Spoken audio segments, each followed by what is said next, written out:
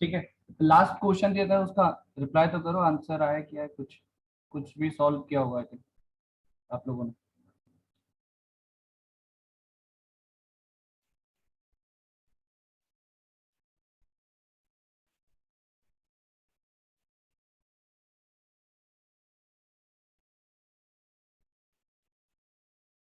Partial balancing से related एक numerical दिया तो था आई थिंक शायद।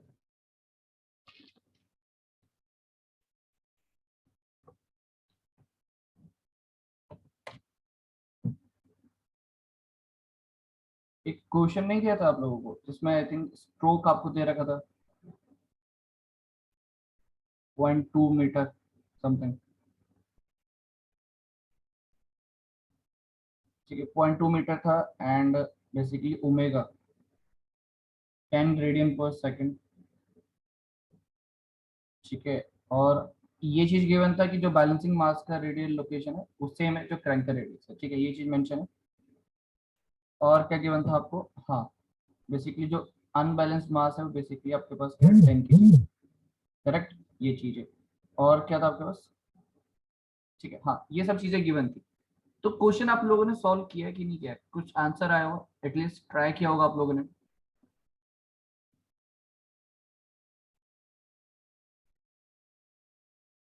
एनीवन, किसी का कुछ आंसर आया या फिर ट्राई किया या नहीं किया तो एटलीस्ट रिप्लाई करो उस चीज को।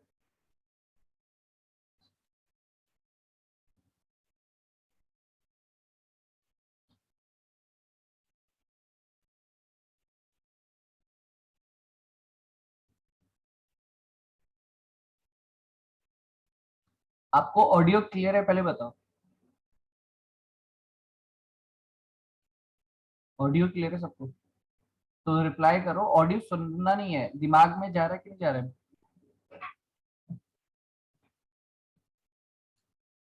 बताओ फटाफट।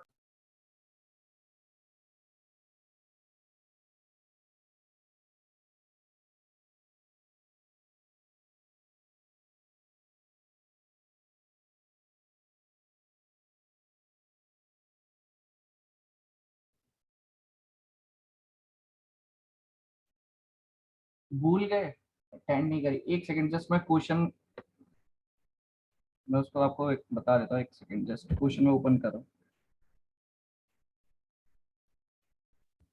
Just 1 second.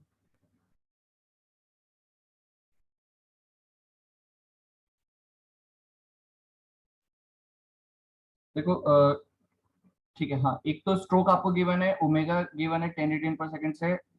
एंड आपको क्या गिवन है, primary inertia forces of the slider are partially balance. ठीक है, पार्शियली बैलेंसिंग की बात बोल रही है, रिवॉल्विंग मास 6 kg। ठीक है, एट द क्रैंक।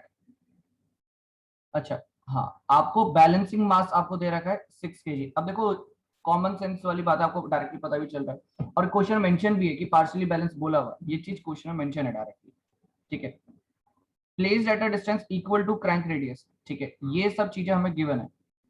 जो आपको बैलेंसिंग मास की बात बोली है वो किस डिस्टेंस पे लोकेटेड है, same as the crank radius. ठीक है, आपको याद होगा कि कुछ इस तरीके से हम ड्रॉ करते हैं। देखो लेट सपोज आपका वो है, ठीक है, स्लाइडर है। ठीक है,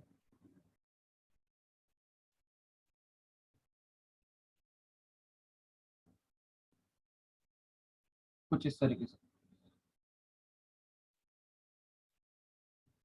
ठीक है, तो आपको ये पता होना चाहिए कि लेट सपोज हमने यहाँ पे क्या कर रखा है, एक बैलेंसिंग मास यहाँ पे अटैच कर दिया जस्ट। ठीक है, और ये चीज क्वेश्चन में डायरेक्टली मेंशन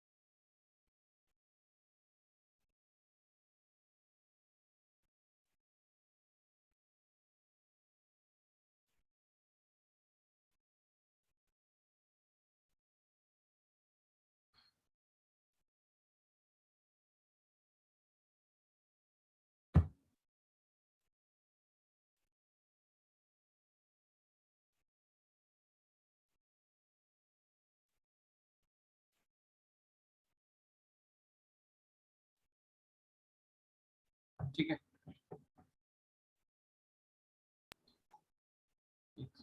हाँ, तो क्वेश्चन था हमारे पास,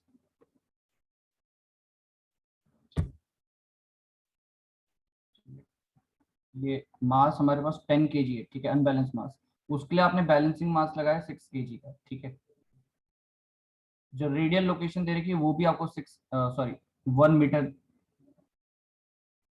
वो जस्ट आपको दिया है जितना जितना क्रैंक रेडियस है, जितना आपका क्रैंक रेडियस है उतना ही ये चीज आपको गिवन है, ठीक है।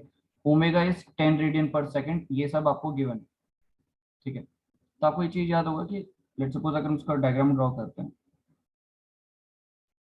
Diagram will be like this, कि ये आपका बेसिकली पिस्टन और स्लाइडर, कनेक्टिंग रॉड, ठीक है, क्रैंक, इस तरीके से आपके पास ये सिस्टम है। तो आपने यहाँ पे बैलेंसिंग मास अप्लाई कर दिया, ठीक है। ये आपका बैलेंसिंग मास है M B, R B location पे, ठीक है। ये आपका क्रैंक रेडियस आर, ये सब चीजें आपको गिवन है, ठीक है। तो ये सब चीजें आपको गिवन है। तो आपसे क्वेश्चन में पूछा था नेट अनबैलेंस फोर्स। हाँ, अनबैलेंस फोर्स,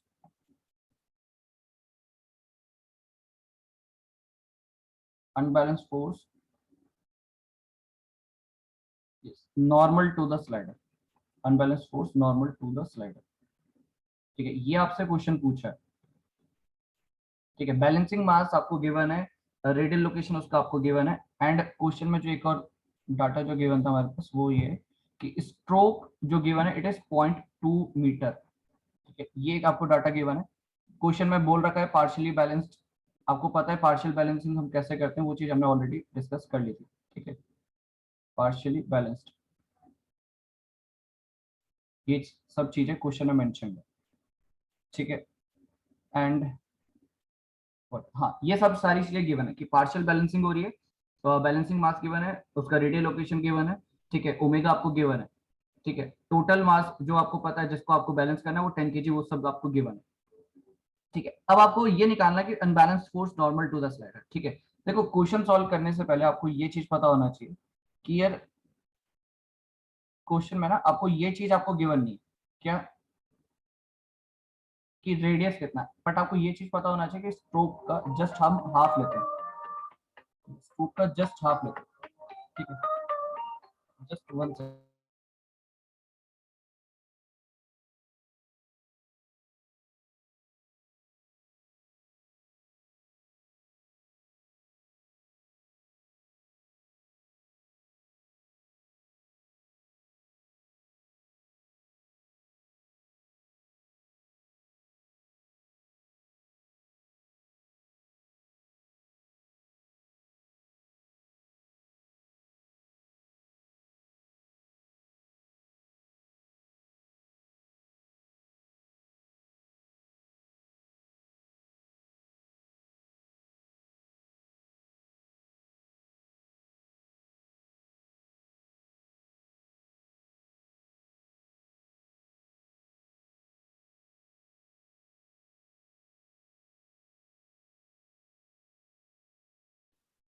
ठीक है। तो इस क्वेश्चन को सॉल्व करो पहले फर्स्ट ऑफ ऑल, ठीक है। इस क्वेश्चन को सॉल्व करो, आंसर क्या आएगा, क्योंकि स्ट्रोक आप हमेशा याद रखो ये क्या होता है, stroke is always twice, 2r twice of crank radius, है ना, it will be like this.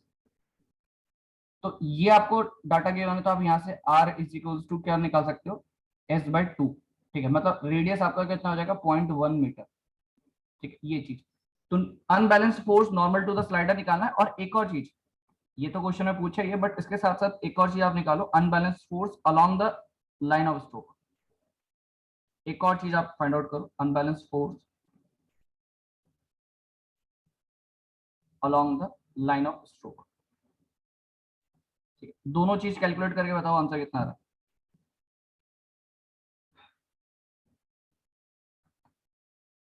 एक बार कंफर्म कर दो सबके आंसर सेम आ रहे हैं कि डिफरेंट आ रहा है, क्या आंसर आ रहा है।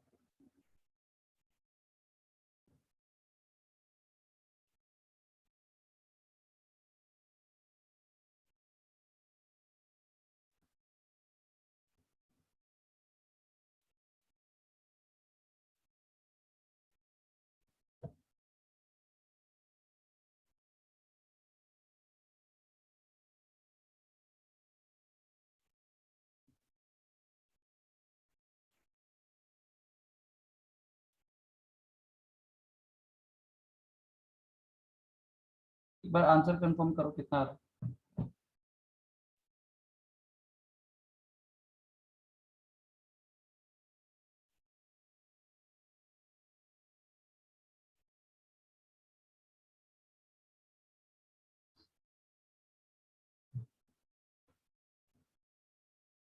Unbalanced force along the line of stroke and also normal to the slider or piston, whatever जो भी बोलना चाहो।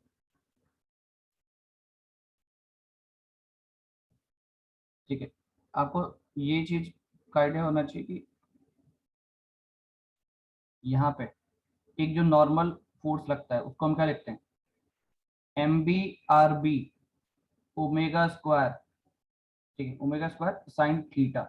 ठीक है, एंड यहाँ पे इसके अलोंग जो लग रहा है it is what, M B R B omega square cos theta. और यहाँ पे क्या लग रहा है, ठीक है, M R omega square cos theta. 60 newton, 60 just double हो गया क्या?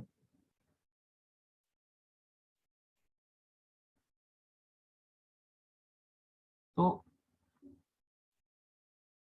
नेट अनबैलेंस्ड फोर्स की हम बात कर रहे हैं, perpendicular to LOS line of stroke, it will be what, MBRB omega square sine theta.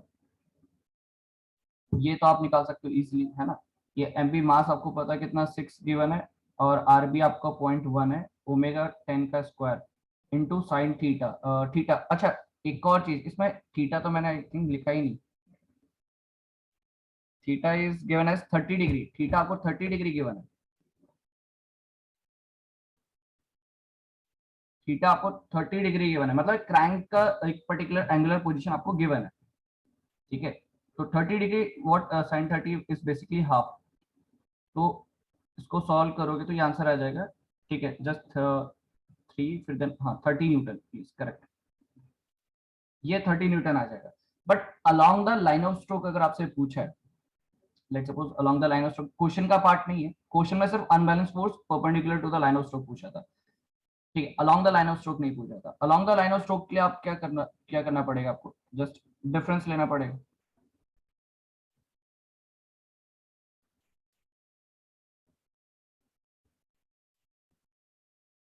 ठीक है, तो along the line of stroke में आप क्या करोगे, just M R omega square cos theta minus M B R B omega square sine theta, sorry cos theta.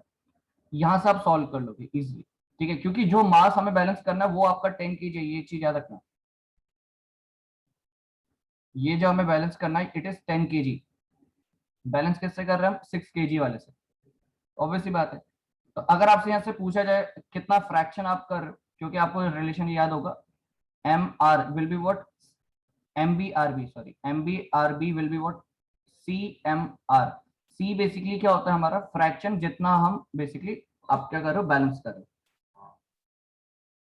ठीक है, जितना आप बेसिकली बैलेंस कर रहे हो, तो M B R B equals to C M R, ये चीज याद रखना। तो कई बार क्या होता है, डायरेक्टली सी का वैल्यू आपको गिवन होगा, या फिर अदरवाइज डायरेक्टली आपको एम बी का वैल्यू गिवन होगा। बट यहाँ पे सी एस सच गिवन नहीं था, डायरेक्टली वैल्यूज गिवन थी। ठीक है, तो ये रिलेशन पे आपको हमेशा याद रखना है। ठीक है, ये भी इंपॉर्टेंट है। ठीक है, आंसर कितना आ रहा है, net force along the line of stroke का आंसर कितना आ रहा है,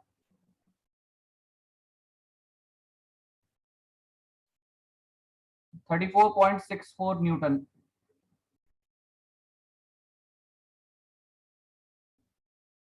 बाकी किसी का आंसर नहीं आ रहा, सिर्फ आयुष के अलावा किसी और का आंसर नहीं आ रहा।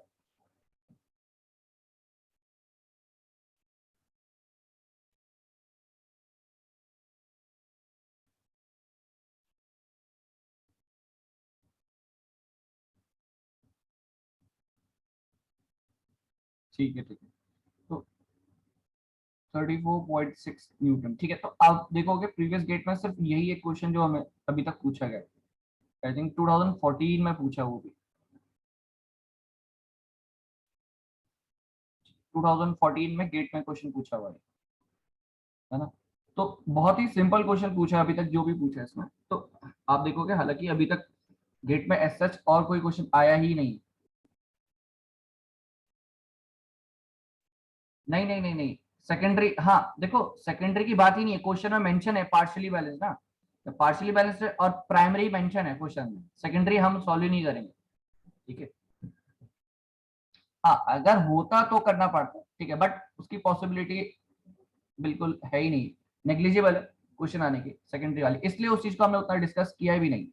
बस मैंने आपको अप्रोच क्लियर कर दिया था कि बेसिकली हम क्या करते हैं, वहां सेकेंडरी क्रैंक हम एक और अज्यूम कर लेंगे। ठीक है, जैसे आपने एक इमेजिनेशन इसके लिए अज्यूम किया था, वैसे ही उसके लिए एक इमेजिनेशन अज्यूम कर लो कि सेकेंडरी क्रैंक है, फिर देन उसके लिए भी एक रिवॉल्विंग मास लगा दो। तो अप्रोच तो क्लियर है, बट जनरली आप देखोगे उस क्वेश्चन को हम करेंगे तो बहुत लेंदी हो जाता है। तो गेट में तो हिस्ट्री है ही नहीं, अभी तक आया नहीं एक क्वेश्चन, अभी तक पूरे हिस्ट्री में गेट की अभी तक 2014 में एक ही क्वेश्चन आया, वो है रेसिप्रोकेटिंग मास में, वो भी पार्शियली बैलेंस्ड वाला, प्राइमरी फोर्सेस का। ठीक है, तो ये चीज यहाँ तक हमें इतना आइडिया क्लियर होना चाहिए। ठीक है,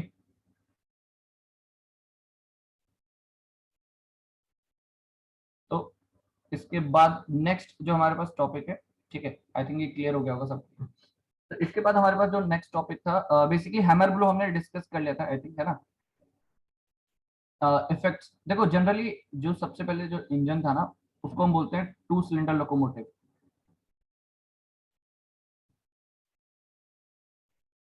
two cylinder locomotive.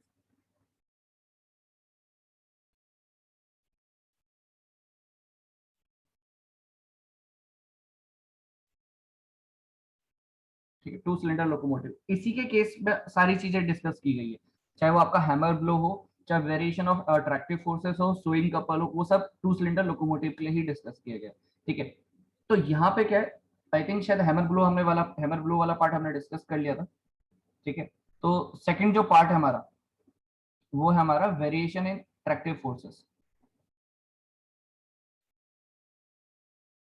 Variation in tractive forces.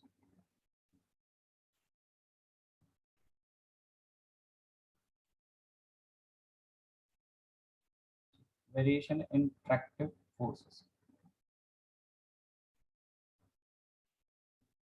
ठीक है, वेरिएशन इन ट्रैक्टिव फोर्सेस, देखो वेरिएशन इन ट्रैक्टिव फोर्सेस में अब यहाँ पे आपको एक चीज समझनी है, टू सिलेंडर लोकोमोटिव है, तो लेट सपोज इसका जो लेट सपोज एक्सल ये है एंड ये इसके दो व्हील्स है, लेट सपोज ये टू व्हील है इसके। ठीक है, तो एक सिलेंडर आपका कुछ इस तरीके से है, एक सिलेंडर आपका यहाँ पे लगा है, और दूसरा सिलेंडर ना कुछ इस तरीके से लगा हुआ था।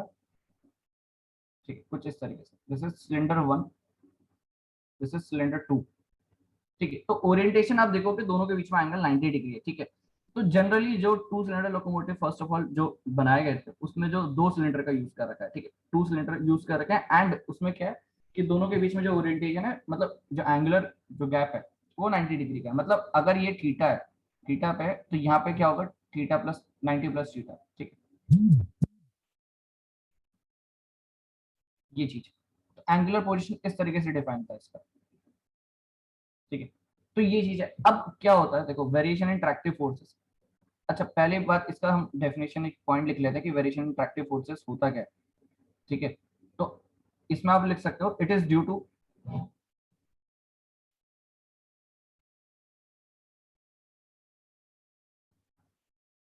It is due to unbalanced forces, it is due to unbalanced forces, it is due to unbalanced forces in two cylinder locomotive engine, two cylinder locomotive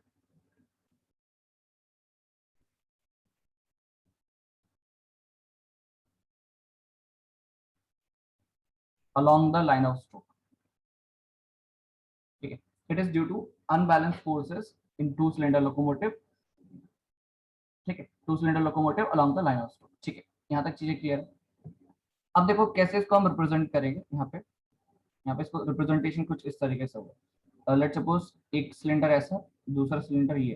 ठीक है, दोनों के बीच में कुछ एक, लेट सपोज एक सेंटर लाइन में अज्यूम कर लेता हूँ। ठीक है, तो आपको फॉर्मूला शायद याद होगा कि हमने रिप्रेजेंटेशन जो किया था उसका किस तरीके से, है ना, वन माइनस सी समथिंग था, one minus C M R omega square cos theta, correct. तो लेट सपोज ये आपने लिखा सिलेंडर वन के, और ये लिख रहे हो आप सिलेंडर 2 के लिए नेक्स्ट। ठीक है, तो यहाँ पे भी क्या होगा, सेम फॉर्मूला होगा 1 minus C M R omega square. ठीक है, कॉस 90 प्लस थीटा हो जाएगा, बस यहाँ पे जो एंगुलर डिफरेंस है वो है 90 प्लस थीटा, मतलब 90 डिग्री अहेड हो सकता है, पीछे की तरफ हो सकता है। ठीक है, बट डिफरेंस दोनों के बीच में जो एंगुलर डिफरेंस है वो 90 डिग्री। ठीक है, तो ये तो आपने सिलेंडर 1 सिलेंडर 2 के लिए लिख लिया। तो नेट अनबैलेंस फोर्स क्या हो जाएगा, इन दोनों का टोटल एडिशन। ठीक है, जिसको हम बोल रहे हैं वेरिएशन इन ट्रैक्टिव फोर्सेस।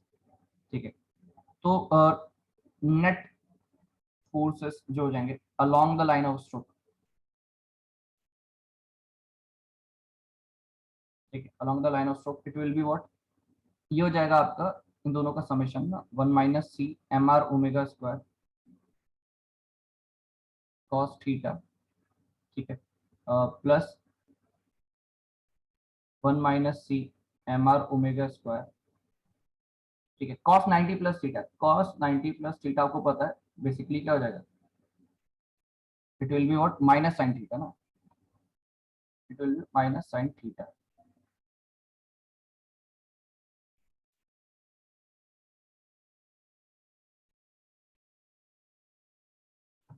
ठीक है, तो इसको सॉल्व करोगे तो क्या हो जाएगा, तो हम इसमें से कॉमन पार्ट ले सकते हैं 1 minus C M R omega square. ठीक है, M R omega square cos theta तो एज इट इज रहने वाला है।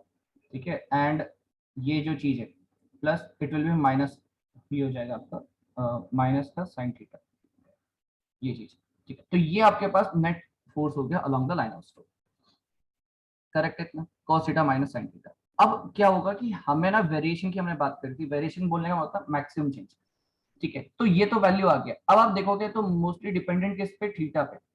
आपको इसका अगर मैक्सिमम वैल्यू निकालना है, अगर आपको इसका मैक्सिमम वैल्यू निकालना है तो आपको क्या करना है, जस्ट इस वैल्यू को, ये जो फोर्स आया है इसको डिफरेंशिएट करना पड़ेगा with respect to theta, with respect to theta and equal to zero. वहां से आपके पास थीटा की कुछ वैल्यूज आ जाएंगी एंड उस पर्टिकुलर वैल्यूज पे आप देखोगे तो आपको मैक्सिमम वैल्यू दिखने वाला है।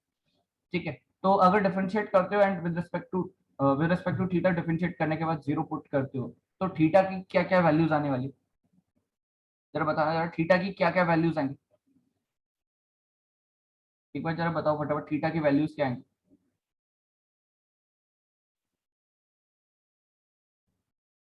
थीटा का वैल्यू क्या आने वाला है, सिंपल मैथमेटिक्स है, इसको डिफरेंशिएट करते हो तो फाइनली वैल्यूज क्या आएंगी।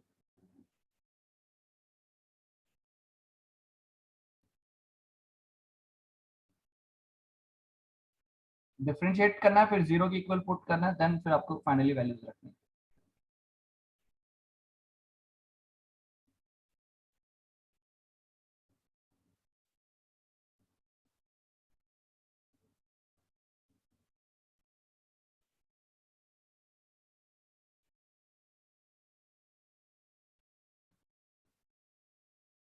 45।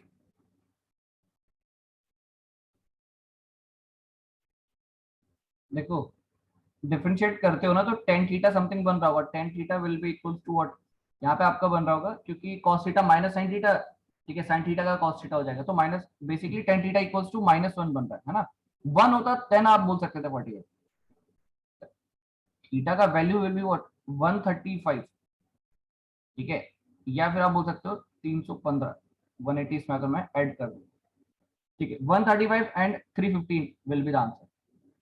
ठीक है, ये चीज, टेन थीटा का वैल्यू क्या आ रहा है, माइनस वन आ रहा है बेसिकली। ठीक है, तो मैक्सिमम वैल्यू क्या होगी, रख कर देख लो आप।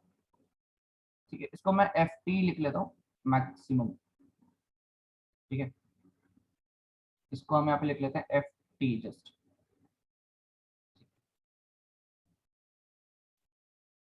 एफ टी मैक्सिमम वैल्यू क्या हो जाएगा, एफ टी मैक्सिमम का वैल्यू क्या हो जाएगा बेसिकली। ठीक है, तो ये वैल्यूज आपको थीटा पुट करना है। ठीक है, डायरेक्टली थीटा का वैल्यूज में पुट कर दो। ठीक है, तो आपको यहाँ से फाइनली आंसर मिल जाएगा cos theta minus sin theta. ठीक, तो ये जो वैल्यू मिलेगा आपको it will be plus minus root two, plus minus root two 1 minus C M R omega square. ठीक है, एम आर ओमेगा स्क्वायर। तो ये ऑब्जेक्टिव क्वेश्चन ना, देखो जहाँ थ्योरेटिकल क्वेश्चन पूछा जाता है वहां के लिए इंपॉर्टेंट है, गेट में सच उतना कुछ इंपॉर्टेंस नहीं है।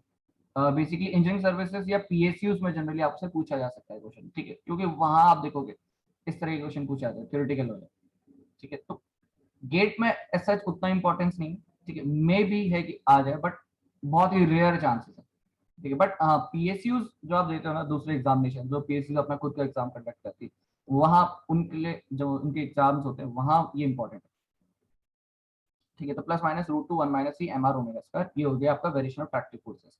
अब एक और चीज देखो यहाँ पे, लेट सपोज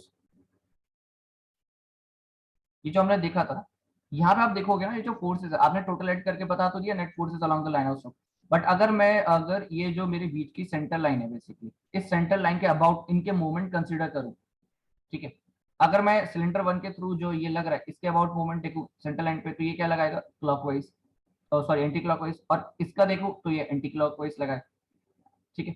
तो वो चीज आपको देखनी है, ये आपका बेसिकली क्या हो गया, एंटी क्लॉकवाइज, और ये वाला पार्ट हो गया क्लॉकवाइज। तो एक आपका क्लॉक लगा रहा है और एक एंटी क्लॉक लगा रहा है, तो देख रहे हो आप वेरिएशन कैसे देखने को मिलेगा।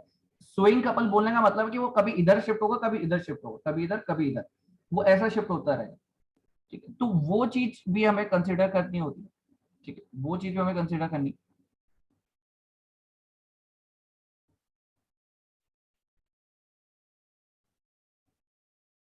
ठीक है। लाइंस बेसिकली, अरे लाइंस बेसिकली सिलेंडर का ओरिएंटेशन है, सिलेंडर हमने जस्ट ड्रॉ कर रखे हैं वो, ठीक है। लाइंस जो है वो जस्ट सिलेंडर का रिप्रेजेंटेशन है, ये जो लाइंस है ना ये जस्ट सिलेंडर का रिप्रेजेंटेशन है, दिस लाइंस, ये जो लाइन है इस सिलेंडर का रिप्रेजेंटेशन है, ठीक है। लाइंस जो है ना सिलेंडर का, तभी तो मैंने लिखा है इसमें ये सिलेंडर का रिप्रेजेंटेशन है, ठीक है। और एक सिंपल सी बात है, दो सिलेंडर लगाओ तीन सिलेंडर लगाओ, अल्टीमेटली जो उनकी जो मेन क्रैंकशाफ्ट होगी वो तो डायरेक्टली उसी पे कनेक्टेड होंगे।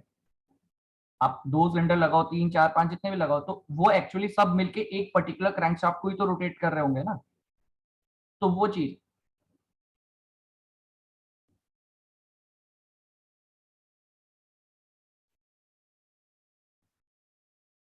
ठीक है। तो देखो नेक्स्ट आप हेडिंग लिखोगे इसके बाद स्विंग कपल, नेक्स्ट टॉप इसमें लिखना swing couple, variation in swing couple, variation in swing couple,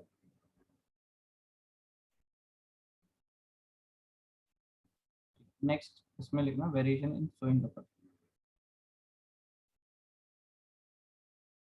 ठीक है, variation in swing couple, swing couple,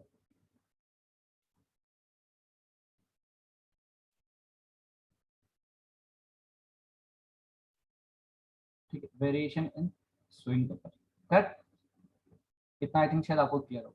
तो variation in swing couple, again उस डायग्राम को हम ड्रॉ कर लेते हैं फिर से, cylinder one basically and this is cylinder two, let's suppose,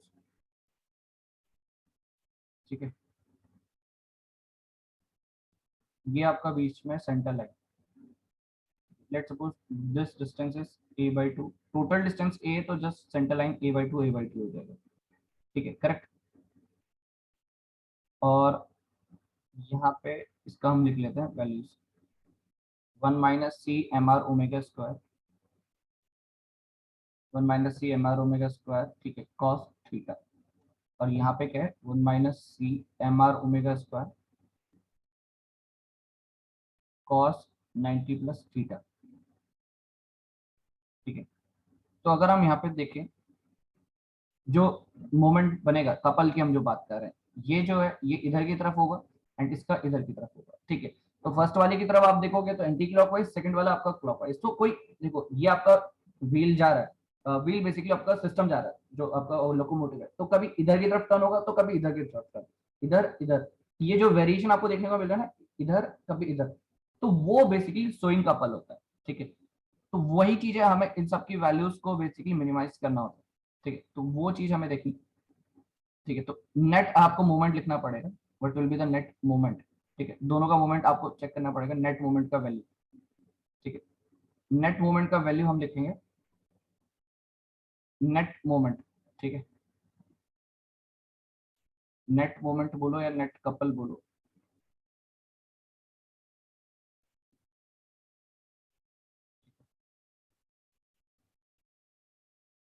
तो यहाँ पे सिंपली हम m के हेल्प से रिप्रेजेंट कर लेते हैं, नेट की हम बात कर रहे हैं। तो पहला हमारे पास क्या है, 1 minus C M R omega square, ठीक है, कॉस और थीटा, ठीक है। फिर देन ऑब्वियसली बात है डिफरेंट है, तो ऑब्वियसली बात है डायरेक्शन डिफरेंट है, तो नेगेटिव साइन हमने अप्लाई कर दिया, तो हो जाएगा 1 minus C M R omega square cos 90 plus theta, 90 plus theta, correct, ये चीज ये हो गया।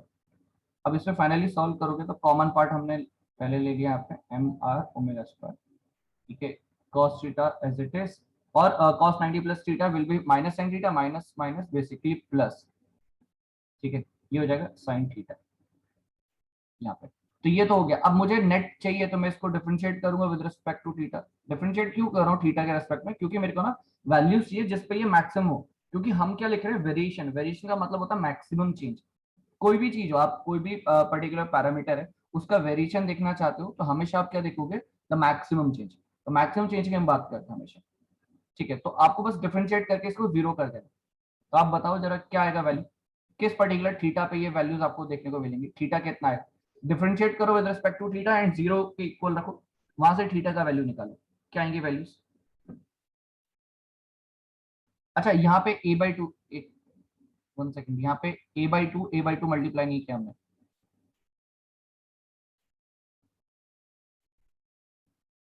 डिस्टेंस भी तो मल्टीप्लाई करेंगे ना उसके साथ साथ, ये चीज कितना आ रहा है, 45 एंड 225 ना, यस करेक्ट, 45 एंड 225, ये बेसिकली दो एंगल्स हैं जिस पे आपको ये वैल्यूज देखने को मिलेगी, ठीक है। तो सिमिलर वे में आप उसका मैक्सिमम वैल्यू भी निकाल सकते हो, सिमिलर वे में आप उसका मैक्सिमम वैल्यू भी निकाल सकते हो, तो वो सब चीजें एक बेसिक सी चीजें आपको पता होनी चाहिए, ठीक है।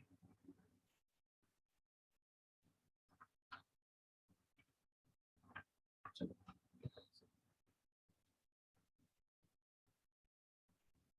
ठीक है, तो ये आप यहाँ पे वैल्यूज रखोगे तो मैक्सिमम वैल्यू भी आपको निकल के आ जाएगा यहाँ से, ठीक है। तो जैसे आपने प्रीवियस केस देखा था, यहाँ पे वैल्यू कितना आ रहा था, ये वाला, ठीक है, ये रिजल्ट को आपको याद रखना है, दिस रिजल्ट।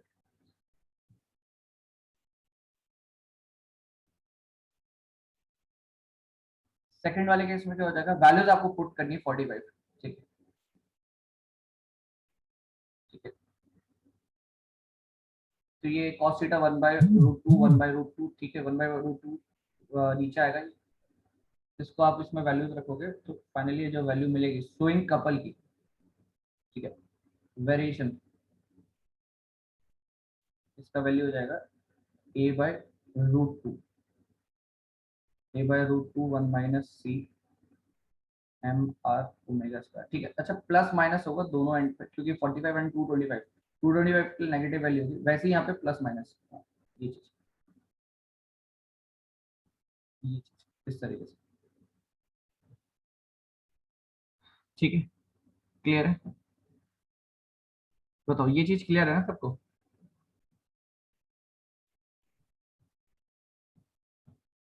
अब एक चीज यहाँ पे ना देखो, ये रिजल्ट्स को आपको बस डायरेक्टली याद करना है, जस्ट फॉर दोज एग्जामिनेशन जहाँ पे थ्योरेटिकल क्वेश्चंस की पॉसिबिलिटीज रहती है हमेशा, ठीक है, जहाँ पे थ्योरेटिकल क्वेश्चंस की पॉसिबिलिटी आपको देखने को मिलेगी, ठीक है। तो ए, अच्छा हाँ, ए आपका ना टोटल डिस्टेंस है, यहाँ पे बस ये गलती मत कर देना, ए क्या है, total distance, this A is the total distance, ठीक है, ए इज अवर टोटल डिस्टेंस, ठीक है। तो हम मोमेंट कहाँ ले रहे हैं, मोमेंट हम किसके अबाउट ले रहे हैं, सेंट्रल एक्सिस के about, this is your central axis,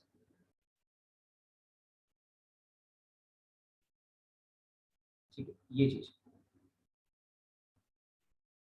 ठीक। तो देखो क्वेश्चन जो मैक्सिमम अभी तक पूछा है, एक ये वाला पार्ट, ठीक है, कि unbalance force along the line of stroke पूछ लिया, या along the perpendicular to the line of stroke पूछ लिया, या हैमर ब्लो, हैमर ब्लो में आई थिंक शायद वो हमने कंडीशंस लिखी थी, सेफ कंडीशन क्या होगी, लिमिटिंग कंडीशन क्या होगी, और किस कंडीशन में बेसिकली वो डीरेल हो जाएंगे व्हील से, जो व्हील्स है बेसिकली किस कंडीशन में डीरेल होने वाले, जब स्टैटिक लोड और कंपैरिजन करते हो हैमर ब्लो का, तो हैमर ब्लो का वैल्यू ज्यादा हो जाएगा इस कंपेयर टू स्टैटिक लोड, तो वो डीरेल होगा, सेफ कंडीशन क्या है कि स्टैटिक लोड हमेशा ज्यादा होना चाहिए compare to what the hammer blow, तो वो सेफ कंडीशन है। इक्वल हो जाएगा तो एलिमेटिक केस, एंड अगर हैमर ब्लो का वैल्यू ज्यादा हुआ स्टैटिक से तो देन वो आपका उस वक्त क्या हो जाएगा, डीरेल हो जाएगा। तो एक बेसिक सी चीजें जो हमने डिस्कस करी थी, ठीक है। तो बैलेंसिंग वाला पार्ट आपका कंप्लीट होता है यहाँ पे, ठीक है। बैलेंसिंग वाला पार्ट कंप्लीट होता है। प्रीवियस गेट के क्वेश्चन आई थिंक ऑलमोस्ट हमने कर ही लिए थे। आपको जस्ट मैकेनिक्स का बेसिक कंसेप्ट पता होना चाहिए। रोटेटिंग रिवॉल्विंग मासेस वाला तो बहुत सिंपल है, बहुत ही सिंपल है, ठीक है। एक पर्टिकुलर कंकरेंट होंगे तो आपको सिर्फ फोर्सेस इक्वल्स टू जीरो करना है। अगर अलग अलग प्लेन हुए तो आपको नेट मोमेंट जीरो करना है। अब नेट मोमेंट आप किसी के अबाउट भी लो, क्योंकि हम नेट मोमेंट बोलते हैं तो आपको टोटल सिस्टम की बात कर रहे हो ना, तो net moment should be zero. तो वो चीज है, तो स्टैटिक है और डायनामिक कंडीशन, तो वो आप बहुत इजीली से कर सकते हो, ठीक है। तो क्वेश्चन जो आप देखोगे प्रीवियस ईयर वाले बहुत ही सिंपल और स्ट्रेट फॉरवर्ड है। मतलब डायरेक्टली आप देखोगे, मैं अगर बोलूँ तो डायरेक्टली इंजीनियरिंग मैकेनिक्स का एप्लीकेशन इस बार गेट में क्वेश्चन आया था, बहुत ही सिंपल सा। देखो बैलेंसिंग ऐसा मेंशन नहीं था, बट फिर भी आप देख सकते हो कि एक ये आपके पास लेट सपोज यहाँ पे एक इधर की तरफ मास है, एक इधर मास है, और एक इधर मास है, और एक इधर मास है, ठीक है, करेक्ट। ये सेंटर पॉइंट है, ठीक है। सब आइडेंटिकल मासेस हैं, सबका आइडेंटिकल ये रेडियल लोकेशन है, ठीक है। और ये रोटेशन है, ठीक है। ये क्या है, रोटेशन है। लेट सपोज कर लो कि ऐसा कुछ, ऐसा ये सर्कुलर रोटेशन है, ठीक है, ऐसा कुछ। तो आप अज्यूम करो कि ये जो मैं रेड ड्रॉ कर रहा हूँ तो परपेंडिकुलर टू द प्लेन ये एक्स का एक्सेस होगा, और ये सब रोटेशन कर रहा है क्लॉक एंटी क्लॉक वाइज कुछ डायरेक्शन का, पर्टिकुलर मुझे डायरेक्शन एग्जैक्टली याद नहीं है, बट ऐसा कुछ था। अब आपसे क्वेश्चन में जो क्वेश्चन पूछा था, आई थिंक इस साल पूछा, ये previous year, previous year I think, हाँ प्रीवियस ईयर में क्वेश्चन पूछा है। अब आइडेंटिकल मासेस है, चारों आइडेंटिकल मासेस है। अब आइडेंटिकल मासेस है तो ऑब्वियस सी बात है, इसका जो आपका सेंट्रीफ्यूगल फोर्स होगा और इसका सेंट्रीफ्यूगल फोर्स एक दूसरे को बैलेंस, इसका सेंट्रीफ्यूगल फोर्स और इसका सेंट्रीफ्यूगल फोर्स एक दूसरे को बैलेंस, करेक्ट है। ये बात समझ में आ रही है भाई, इसका सेंट्रीफ्यूगल इसको बैलेंस करेगा, इसको, और इसका सेंट्रीफ्यूगल इसको बैलेंस कर लेगा, क्योंकि आइडेंटिकल मासेस, रेडियल लोकेशन सब कुछ सेम। अब ये प्रॉपर्ली बैलेंस सिस्टम है और रोटेशन चल रहा है। अब लेट सपोज किसी इंस्टेंट पे आपने एक मास को कट कर दिया या रिमूव कर दिया सिस्टम से, कट कर दिया और रिमूव कर दिया, है ना, कट कर दिया फिर रिमूव कर दिया, तो फिर आपसे पूछा था कि नेट अनबैलेंस फोर्स कितना होगा, ठीक है। बात समझ में आई क्वेश्चन कि हमने क्या बोला है जस्ट यहाँ पे, इनिशियली ये चार मासेस थे आपकी, इनिशियली चार मासेस थे और चारों प्रॉपर्ली बैलेंस है, क्योंकि mass equal, radial location equal, सब कुछ इक्वल। फिर ड्यूरिंग द रोटेशन आपने सडनली एक मास को रिमूव कर दिया, बाय एनी मींस कट कर दिया मास को, ठीक है। तो नेट अनबैलेंस फोर्स कितना होगा, ये क्वेश्चन पूछा था। तो आपको बैलेंसिंग का बी भी नहीं आता let's suppose, but common sense तो है। कॉमन सेंस को अप्लाई करोगे तो आप डायरेक्टली आंसर बता सकते हो, डायरेक्टली आंसर बता सकते हो बहुत इजीली। आप देखना क्वेश्चन होगा, प्रीवियस ईयर का एक क्वेश्चन है, उसको एक बार देखना आप, आई थिंक 2020, हाँ 21 है, 20 में क्वेश्चन आया है। तो कुछ क्वेश्चन आपको गेट में ऐसा मिलते हैं जो डायरेक्टली स्ट्रेट फॉरवर्ड आप कॉमन सेंस से कर सकते हो, ठीक है। तो वही चीज है, आप देखोगे ना, तो जब हम गेट की बात करते हैं तो गेट एग्जामिनेशन में ये चीज इंपॉर्टेंट है सबसे ज्यादा, ठीक है। किसको कितना नॉलेज है उस बात से उतना फर्क नहीं पड़ता है, ठीक है। किसका एप्टीट्यूड कितना अच्छा है उस बात से फर्क पड़ता है, क्योंकि गेट का कोई सिलेबस ऐसा नहीं कि बहुत इन डेप्थ नॉलेज की जरूरत है। कुछ सर्टेन बेसिक कंसेप्ट आपको पता होना चाहिए, एंड आप कैसा एप्टीट्यूड यूज कर सकते हो, उन कंसेप्ट को आप कैसे इंप्लीमेंट कर सकते हो, कैसे एग्जीक्यूट कर सकते हो ऑन डिफरेंट कंडीशंस, उसके लिए एप्टीट्यूड इंपॉर्टेंट होता है, ठीक है। ये वाला पार्ट तो हमेशा याद रखना है, एप्टीट्यूड आपको ऐसा बहुत डिटेल्ड स्टडी नहीं करना है किसी टॉपिक का, हमें किसी टॉपिक का पीएचडी नहीं करना। हाँ बट कुछ बेसिक कॉन्सेप्ट है, उसका एक सर्टेन डेप्थ तो रिक्वायर्ड है ही, बट उस सर्टेन डेप्थ तक आपने जो भी नॉलेज एक्वायर किया उसको आपको इंप्लीमेंट करना आना चाहिए। जरूरी नहीं है कि सेम पैटर्न पे जो क्वेश्चन प्रीवियस ईयर के क्वेश्चन है एक्जैक्टली सिमिलर सिचुएशन में ही आपको क्वेश्चन पूछ लें दोबारा, ऐसा नहीं होगा। ऑब्वियसली बात है, सिचुएशन डिफरेंट होगी, कुछ क्वेश्चन का ओरिएंटेशन डिफरेंट होगा, ठीक है, लैंग्वेज डिफरेंट हो सकता है, बट आपको अपना कंसेप्ट क्लियर है, आपको अपने रिलेशंस याद है कि यार जो आपने सीखा है उसके क्या रिलेशंस है, क्या कंसेप्ट वो पता है, तो आप इजीली उस पर्टिकुलर कंडीशन में भी अप्लाई कर सकते हो। तो वो चीज है। तो क्वेश्चन बनाने के लिए देखो, गेट में क्वेश्चन आप देखोगे कुछ भी कैसे बना रहे थे। अब जैसे ये क्वेश्चन था, इसमें कोई बैलेंसिंग का क्वेश्चन थोड़ा ना बोले, जस्ट एक कॉमन सेंस का क्वेश्चन था। किसी से भी पूछो यार आइडेंटिकल मासेस हैं, अगर आपको बैलेंसिंग आपने चैप्टर पढ़ा भी नहीं, ये सब आइडेंटिकल मासेस हैं, ये आइडेंटिकल मासेस है सब, का रेडियल लोकेशन आइडेंटिकल है, बिल्कुल एग्जैक्टली। तो आपको पता है यार, ये सब एक दूसरे पे जो फोर्सेस लग रहे होंगे, सेंट्रीफ्यूगल फोर्स, सेंट्रीपिटल फोर्स, तो ये तो हम स्कूल लेवल से पढ़ते आ रहे हैं। तो ये तो सिस्टम प्रॉपर्ली बैलेंस होगा, यहाँ तो कुछ अनबैलेंसिंग की बात ही नहीं कही जाएगी, अनबैलेंसिंग की हम कोई बात ही नहीं करने वाले। बट जैसे ही आप एक मास को रिमूव करते हो from the system during the rotation, तो कहीं ना कहीं एक को बैलेंस करने वाला बचा नहीं है। अब एक को बैलेंस करने वाला बचा नहीं, तो ऑब्वियसली बात है वो अनबैलेंस्ड हो गया। तो इसलिए फिर फाइनली क्वेश्चन ऐसा पूछ लिया उन्होंने, अनबैलेंस्ड फोर्स बताओ। अब अनबैलेंस फोर्स तो कुछ ऐसा हो जाता है, कई बार आपने टॉपिक पढ़ा और आपको दिमाग में चल रहा है कि बैलेंसिंग का कौन सा वाला फॉर्मूला। सबसे पहले गिवन क्वेश्चन को एनालाइज करा करो कि ये किस पर्टिकुलर चीज के बारे में बात कर रहा है, क्या उसमें हमें कुछ स्पेसिफिक नॉलेज की जरूरत है भी कि नहीं, जस्ट जस्ट कॉमन सेंस से भी हो सकता है कि नहीं हो सकता है, तो वो चीजें होती है। ठीक है, तो ये पार्ट आपका कंप्लीट होता है। ठीक है, बैलेंसिंग वाला नेक्स्ट जो पार्ट अब हम स्टार्ट करेंगे वो है वाइब्रेशन। ठीक है, one of the most important, ठीक है, one of the most important, हर साल आपको क्वेश्चन देखने को मिलता है, हर साल। तो वाइब्रेशन वाला पार्ट सबसे इंपॉर्टेंट और लास्ट टॉपिक होगा हमारा। एंड इसके अलावा और कोई टॉपिक हमारे बचा है मेरी, वाइब्रेशन के अलावा? आई थिंक हो गया ना सारे टॉपिक, ये कुछ बचा है? हाँ, ओके ओके, ठीक है ठीक है। कैम कैम एक पार्ट में मुझे ज्यादा, ठीक है। कैम, हाँ कैम छोटा टॉपिक है, हार्डली 2 क्लासेस में हो जाएगा। बाकी वाइब्रेशन में एटलीस्ट 6-7 क्लासेस लगेंगे हमें। तो वाइब्रेशन वाला पार्ट और ये कैम वाला पार्ट हम लास्ट अब खत्म करेंगे। ठीक है, तो वाइब्रेशन हम फिर हम नेक्स्ट ऐसा करते हैं, उससे नेक्स्ट क्लास से ही डिस्कस करेंगे। ठीक है, एंड कोशिश करूंगा मैं कि वो क्लास प्रॉपर हो, क्योंकि एक्चुअली क्या है ना, यहाँ पे वो थोड़ा सा नेटवर्क का इशू हो गया था, इस वजह से क्लास वो एग्जैक्टली 1 o'clock स्टार्ट हो नहीं पाई। ठीक है, अदरवाइज देखते हैं, अगर यहाँ पे अगर सिस्टम दूसरा सिस्टम खाली हुआ तो मेन बेसिकल बोर्ड में हो जाएगा, अगर नहीं हुआ क्योंकि एक्चुअली क्लासेस पैरेलल में काफ़ी चल रही है, तो उस वजह से डिजिटल बोर्ड में नहीं हो पा रहा है, तो इसलिए बेसिकली पेन टैब में ही करना पड़ा उसमें। तो देखते हैं, अगर पॉसिबल हुआ तो उसमें कर लेंगे, अगर नहीं हुआ तो इसी में ही कर लेंगे, है ना। चलो फिर देन, है ना, कल फिर सेम टाइमिंग पे ही 1 बजे ही एक, हाँ कैम एंड फॉलो करना, तो हाँ वो हम लास्ट में रखेंगे, पहले वाइब्रेशन को कंप्लीट करेंगे। ऑफलाइन क्लासेस में यार आपके जो था, ऑफलाइन में आपके जस्ट आपके वो थे, क्या बोलते, 3 स्टूडेंट्स थे।